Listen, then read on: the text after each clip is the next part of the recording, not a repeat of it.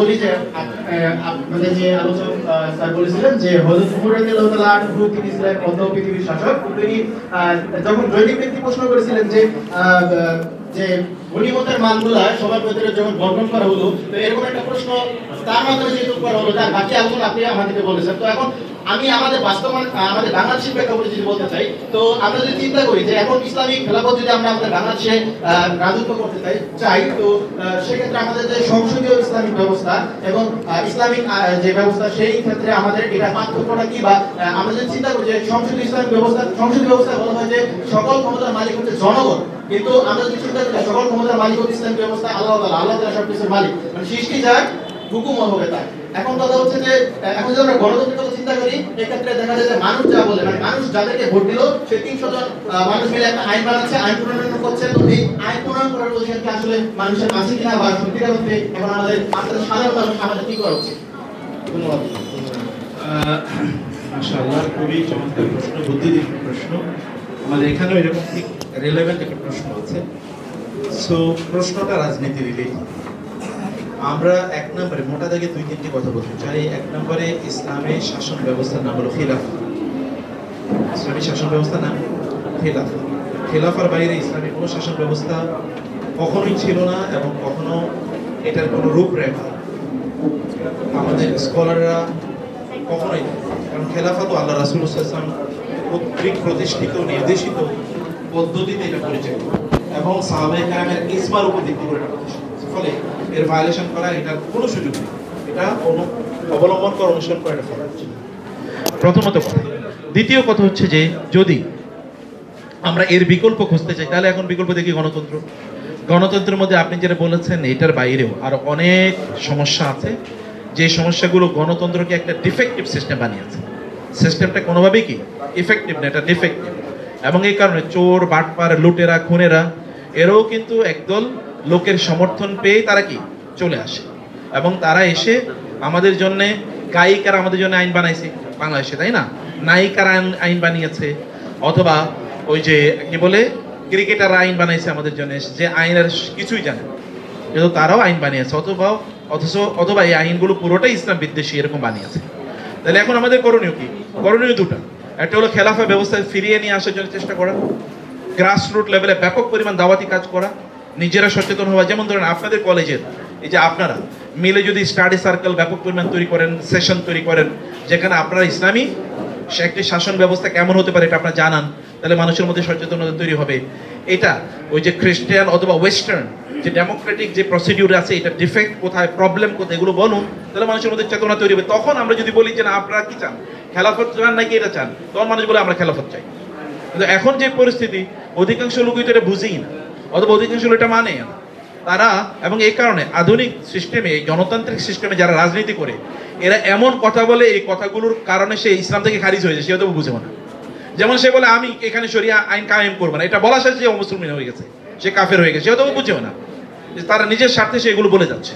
তো ফলে আমরা দেখতে পাই যে নামে মুসলমান, জুমাবারে মুসলমান, অথবা ধরেন ঈদের নামাজে গিয়ে সে দাঁড়ায়, অথবা ইলেকশনের আগে মাথায় কি টুপি দেয় এবং তারা নিজের এসে মুসলমান হিসেবে দেখাইতে চায়, অথবা ধরেন মাথায় যে হেজাব পড়ে ইলেকশনের আগে, এগুলো কইরা তারা দেখাইতে চায় তারা খুবই ভালো মুসলমান, কিন্তু আসলে সে বহুত আগে ইসলাম থেকে খারিজ হয়ে গেছে।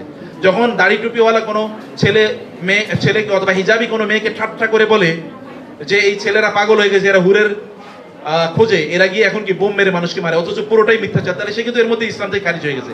কারণ সে ইসলামিক সিম্বল নিয়ে কি করেছে, ইস্তেহজা করে। ইস্তেহজা মানে হচ্ছে উপহাস করা, ঠাট্টা করা, সাথে সাথে সে খারিজ হয়ে যায়, ইসলাম থেকে বের হয়ে যায়।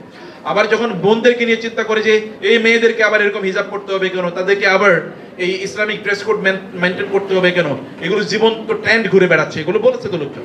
জীবন্ত ট্রেন্ড মানে কি, মনে হচ্ছে যেন একটা কি, মানে মনে হচ্ছে যে একটা তাবু হেঁটে যাচ্ছে, এটা তো দরকার নাই, এগুলো এদেরকে মগজ দোলাই করে দেওয়া হয়েছে এদের। অথবা ধরেন ইসলামিক বই, কোরআনের তাফসির অথবা হাদিসের বই বলছে এটা জঙ্গি বই পাওয়া গেছে। এগুলো যখন যারা বলেছে অথবা বলছে অথবা বলবে ভবিষ্যতে, এগুলো সব ইসলাম থেকে বাইরে হয়ে যাবে। সে কারণে আমাদের সিস্টেম একটাই যে আমরা খেলাফাকে প্রতিষ্ঠিত করার জন্য আমরা গ্রাসরুট লেভেলে কাজ করব। যতক্ষণ পর্যন্ত খেলাফা প্রতিষ্ঠিত হচ্ছে না, তখন যদি আপনি কোনো ইন্টারিম মধ্যখানের জন্য প্রচন্ড ঘৃণা নিয়ে অন্তর থেকে যে আমি এটা করতেই চাই না, এটাকে জুড়ে ফেলে দিতে চাই, কিন্তু এছাড়া আমার উপায় নেই আপাতত, নাইলে আবার জুলুমতন্ত্র আমাকে পেয়ে বসবে, ততক্ষণ পর্যন্ত আপনি ইন্টারিম কোন একটা সিস্টেমকে আপনি সাপোর্ট করতে পারেন, কিন্তু অন্তত থেকে ঘৃণা সহ এবং পরিবর্তনের অঙ্গীকার সহ যে আমি এটা পরিবর্তন করতে চাই।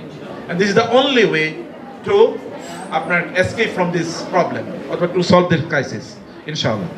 আচ্ছা, আমার মনে হয় এইদিকে আর কোনো সাবজেক্টের মধ্যে স্টুডেন্টদের রিলেটিং ইস্যু বলেন। আচ্ছা,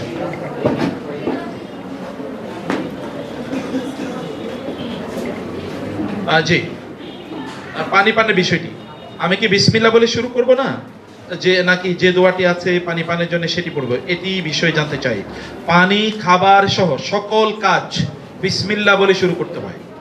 পানি, খাদ্য, জামা কাপড় পরা, যত ধরনের কাজ আছে সব বিসমিল্লাহ বলে, কিন্তু পানি খাওয়ার শেষে সে বলবে আলহামদুলিল্লাহিল্লাযী সাকানি হাযা ওয়া রাযাকানিহি মিন গায়রি হাওলিন মিন্নি ওয়ালা কুওয়া। এটা হলো পানি পানের পরের দোয়া। পানি পান সহ অন্য সকল খাবারের আগে তো হলো বিসমিল্লাহ, শুধু বিসমিল্লাহ। এমনকি বিসমিল্লাহির রহমানির রহিমও না, শুধু কি বিসমিল্লাহ, এতটুকুই। জি, if there is no other question then শিক্ষকদের মধ্যে থেকে যদি কেউ কোনো প্রশ্ন করতে চান, শিক্ষকরাই। জি, এর অবস্থানটা এবং এর মধ্যে শিক্ষার্থী কতজন ছিলেন বা কাজ কারা ছিলেন? exactly, অসাধারণ কোয়েশ্চেন, অসাধারণ। I love this question. I love to mention Darul Arqam repeatedly in my discussion. এটা আমি এক স্বপ্নে দেখতে চাই। দারুল আরকাম হচ্ছে এটা বাইতুল্লাহর ঠিক এই কর্নারে, মানে উত্তর পূর্ব কর্নারে যে পাহাড়টা আছে, সাফা পাহাড় বলে, সাফা পাহাড় থেকে একটু সামনে এসে বাইতুল্লাহ দেখে একটা ঘর, ছোট্ট একটা ঘর। এই সাহাবীর নাম হচ্ছে আরকাম ইবনে আবিল আরকাম। একজন সাহাবী, তার নাম ছিল আরকাম, ইয়াং ম্যান, যুবক, তার নাম হচ্ছে আরকাম ইবনে আবিল আরকাম। তার ঘরটা রাসূল সাল্লাল্লাহু আলাইহি ওয়াসাল্লাম টেম্পোরারিলি তার প্রতিষ্ঠান হিসেবে তিনি ব্যবহার করতেন। সাহাবীরা আসতো, তিনি তাদেরকে দিন শেখাতেন, কোরআন শেখাতেন। নতুন যারা ইসলাম গ্রহণ করতো তাদেরকে দিনের মৌলিক জিনিসগুলো তিনি শেখাতেন। এটা হচ্ছে দারুল আরকাম। দারুল আরকামে ছাত্র সংখ্যা ছিল 40-50 জন, 40-50 জন ছাত্র সংখ্যা ছিল, এবং এই 40-50 জনেই গোটা পৃথিবীকে নিয়ন্ত্রণ করেছে। কি একটা বিশ্ববিদ্যালয়! এ মানব ইতিহাসের এর চেয়ে সফল কোনো বিশ্ববিদ্যালয় নেই। এবং এই কারণে যে মডেলটা আমি বলেছি, আমি ম্যাডামকেও বলবো, প্রিন্সিপাল ম্যাডামকে, এবং যারা আপনার দিনই কাজ করেন, আমরা বলবো যে আপনার হালাকা সিস্টেম শুরু করেন। এই যে বাংলাদেশের বিপ্লব করছে কয়টা পোলা পায় না, এবং এরা কিন্তু স্টাডি সার্কেলে পোলা পায়, এবং আমাদেরও দিনের সার্কেলে দেখবেন স্টাডি সার্কেল ব্যাপক পরিমাণে হয়। Study circle is the only way to form and reform, is the only way. এগুলো ডেভেলপ করেন দারুল আরকামের সিস্টেমে, তাহলে দেখবেন যে ইনশাআল্লাহ এই দেশ কোনো এক সময় পরিবর্তন হবে ইনশাআল্লাহ।